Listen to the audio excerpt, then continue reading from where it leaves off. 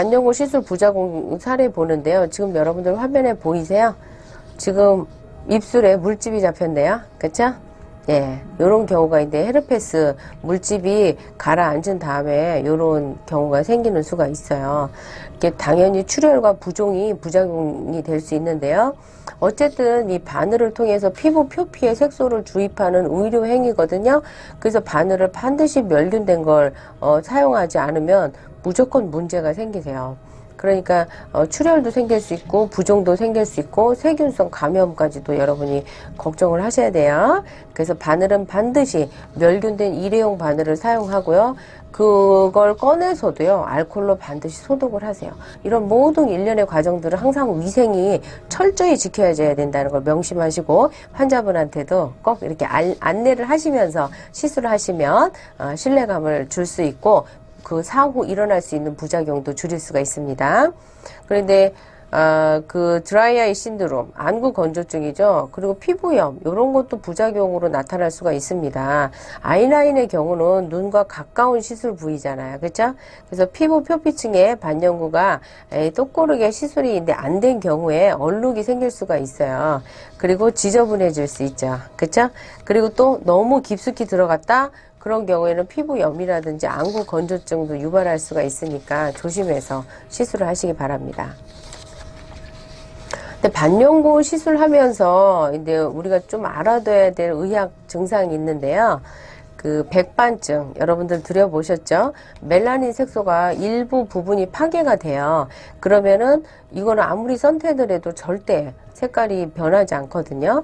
크기와 형태가 다양한 백반증을 여러분들이 주위에서 간혹 보신 적이 있으실 건데요. 백색 반점이 표부에 나타나는 거예요. 이거는 이제 후천성 탈색소성 질환이라고 볼 수 있는데요. 피부가 탈색되거나 백모증, 모발이 탈색되는 경우가 있거든요. 그 탈색반의 경계가 사실 불분명해요. 얼룩덜룩한 이유가 그건데요. 어느 부위에서나 생길 수 있습니다. 손에도 생기고 얼굴에도 생기고 이 신체 몸에도 어느 부위든지 다 생길 수가 있어요. 뼈가 돌출된 얼굴, 손, 발, 팔꿈치, 무릎, 아랫배 이런 데 좀 잘 생기는데요. 흰 반점이 나타나는 거 외에는 사실은 자각 증상이 거의 없어요.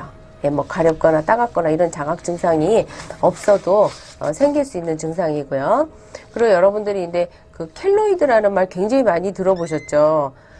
켈로이드라는 거는 타고난 체질적 특성인데요. 상처 부위가 깔끔하게 아물지 않고 불규칙하거나 보기 흉한 경계의 흉터가 남아요. 그리고 이제 증상은 어때요?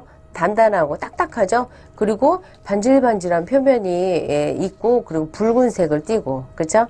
예, 불규칙한 모양의 홍반 용기물로 나타나는데요. 시간이 지나면서 본래 그 손상받은 부위보다 더 넓게 커지는 그 특징이 있습니다.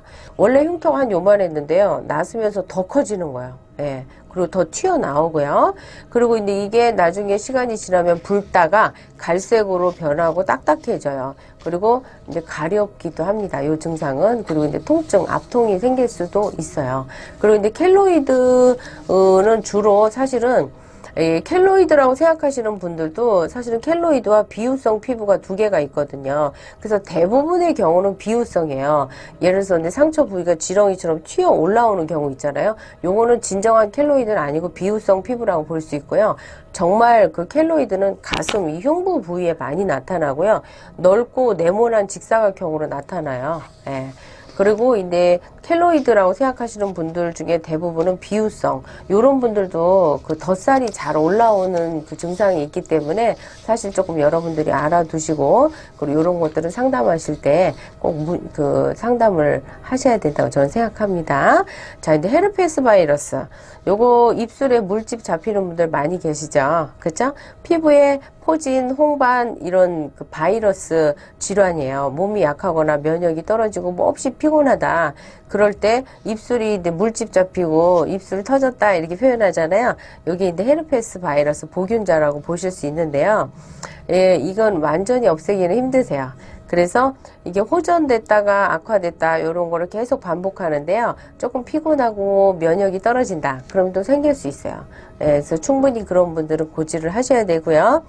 그리고 이제 반려고 시술을 이런 분들한테 했다? 무조건 항바이러스 약을 저는 복용해야 된다고 생각해요.